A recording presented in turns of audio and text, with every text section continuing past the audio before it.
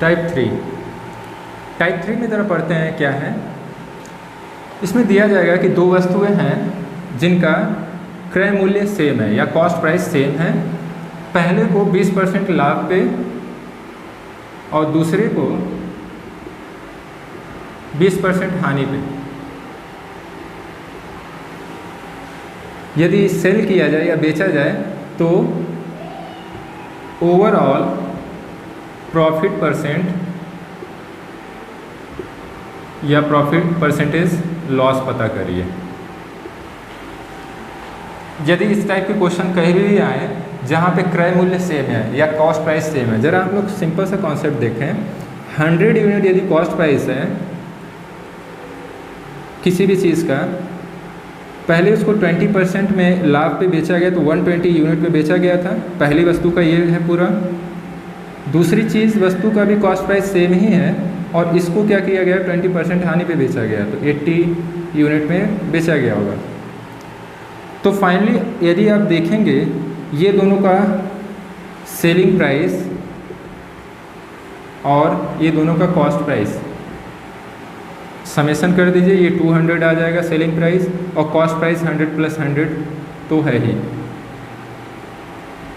ठीक है।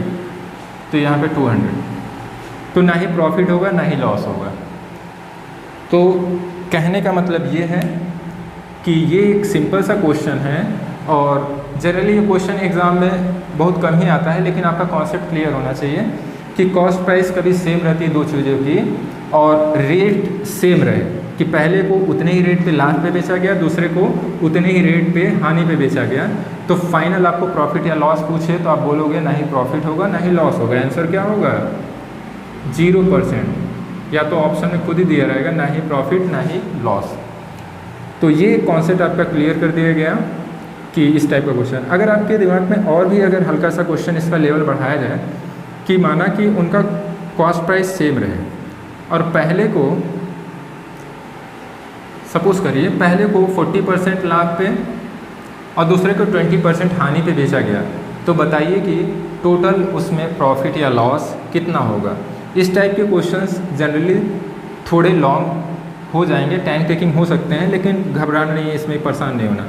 पहले का भी 100 यूनिट लेट किया, दूसरे का 100 यूनिट, पहले को 40% पे मतलब 140 यूनिट पे बेचा और दूसरे को 20% लॉस पे मतलब 80 यूनिट पे बेचा। फाइनली टोटल सेलिंग प्राइस पता कर लीजिए 220 आएगा और यहाँ पे 200, तो आपको प्रॉफिट मिल रहा है 200 से कितने चले जा रहे हो 220, तो परसेंटेज चेंज कर लीजिए पता अपॉन में बेस वैल्यू जो कि 200 है, ऊपर क्या है दोनों का डिफरेंस 220 माइनस 220, तो फाइनली 20 आएगा × 100। सॉल्व किया इस टाइप से 10% का प्रॉफिट मिल गया। सो यहाँ पे हमने सीखा क्या कि जब रेट सेम हो जाता है तो डायरेक्टली आप एक तरीके से रट लो कि भाई 0 आता है, ना ही प्रॉफिट ना ही लॉस। और जबकि रेट अलग अलग दे दिया जाए तो उसका मेथड तो सिंपल सा है कि स्टेप वाइज चलना है, पहला लिखा दूसरा लिखा और फाइनली टोटल सम अप करके उसको प्रॉपर सॉल्व किया और आंसर अपना हम लोग फाइंड कर लेंगे। तो टाइप 3 में इस टाइप के क्वेश्चन है। अगला एक टाइप 3 में ही है, जब इसका स्क्रीनशॉट ले लीजिए फिर इसको मिटाया जाए। टाइप 3 में ही अगला क्वेश्चन देखा जाए, दिया गया है कि किन्हीं दो वस्तुओं में जिनका सेलिंग प्राइस या विक्रय मूल्य सेम हो। ठीक, टाइप 3 में हमने पहले तो देखा कि क्रय मूल्य जब सेम हो या कॉस्ट प्राइस। अब देखेंगे यदि डाटा में चेंज करके विक्रय मूल्य सेम दे दिया जाए तब क्या होता है। ये ज़्यादा आसान है। यदि पहले को 20% लाभ पे और दूसरे को 20% हानि पे बेचा जाए तो ओवरऑल प्रॉफिट परसेंट या लॉस जो भी होगा आपको फाइंड आउट करना है। खुद ही पता करना है कि प्रॉफिट होगा कि लॉस होगा और उसकी परसेंटेज क्या होगी या रेट क्या होगी ये भी पता करना है। तो सेलिंग प्राइस जब भी सेम रहे तो इसका क्वेश्चन R1 एंड R2 दो रेशियो हैं और इनका रिजल्टेंट पता कर लीजिए, आपका आंसर आ जाएगा।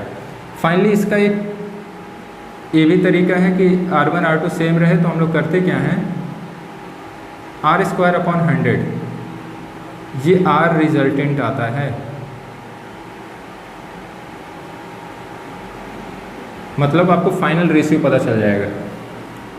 एक तो ये है कि आप इस फॉर्मूले को रट लें और यहाँ पे डायरेक्टली पुट कर लेंगे तो आपको आंसर मिल जाएगा। रेट क्या है, जब सेम है तो आर स्क्वायर मतलब 20 का स्क्वायर अपॉन में 100, इसको सॉल्व किया तो आपको 4% वैल्यू मिल जाएगा, मतलब 4% का प्रॉफिट होगा।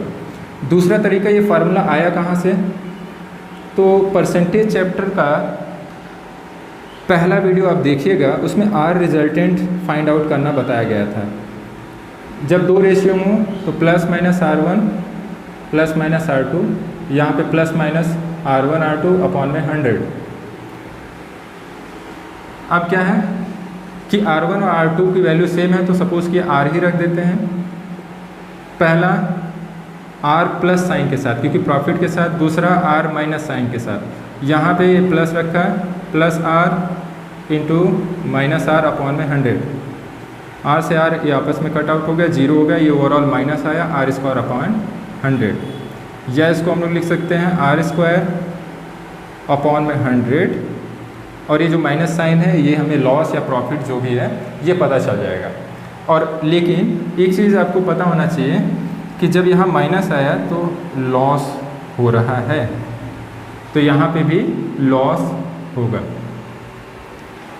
तो इंटरेस्टिंग चीज़ क्या पता चली कि एग्जामिनर जानबूझ के परसेंटेज तो सेम देगा। यदि सपोज करिए कि इसके ऑप्शन के आंसर ऐसे रहते हैं कि 4% लाभ, ऑप्शन बी दे दे 4% हानि, ऑप्शन सी कुछ और दे दे, तो फिलहाल 4% आ गया। लेकिन इसके आगे क्या है कि लाभ है कि हानि है, तो हमेशा याद रखिए इसमें लॉस होता है। यहाँ आपको डिराइव करके मैंने दिखा दिया कि माइनस साइन आया है, माइनस साइन आया है, तो इसको हम लोग लॉस लिखेंगे, तो माइनस साइन हटा के ओवरऑल लॉस परसेंटेज पता चल गया। काफ़ी इंपॉर्टेंट क्वेश्चन है, ये सभी क्वेश्चन ट्रेंडिंग में रहते हैं, हमेशा एग्जाम में आते रहते हैं। सो इसको आपको रिमेंबर करना है और अपनी कॉपी में बाकायदे नोट करना है। इसी में थोड़ा सा लेवल बढ़ा लेते हैं। अभी तक एग्ज़ाम में वैसा क्वेश्चन तो दिखा नहीं, लेकिन आएगा तो आपको आना चाहिए कि कौन सा मेथड यूज़ करेंगे। स्क्रीनशॉट ले लीजिए। सपोज़ किया R1 और R2 अलग अलग दे दे, सेम ना रहे।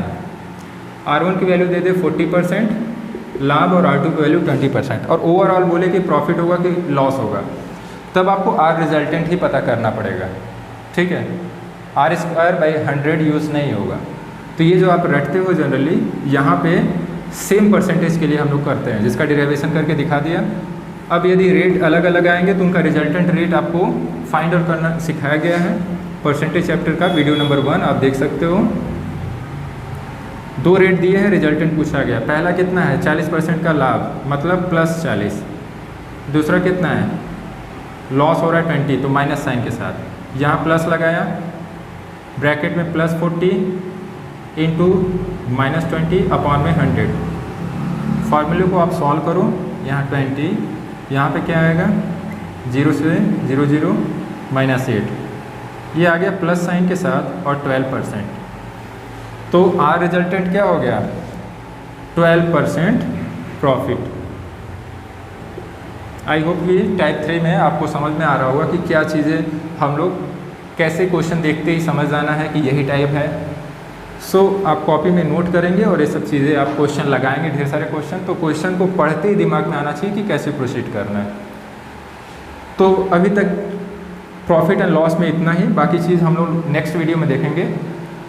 आई होप कि आपको सारे कॉन्सेप्ट समझ में आ रहे होंगे। यदि समझ में जो भी प्रॉब्लम नहीं आती है तो आप कमेंट ज़रूर करें। सो आज के लिए इतना ही। Thank you for watching.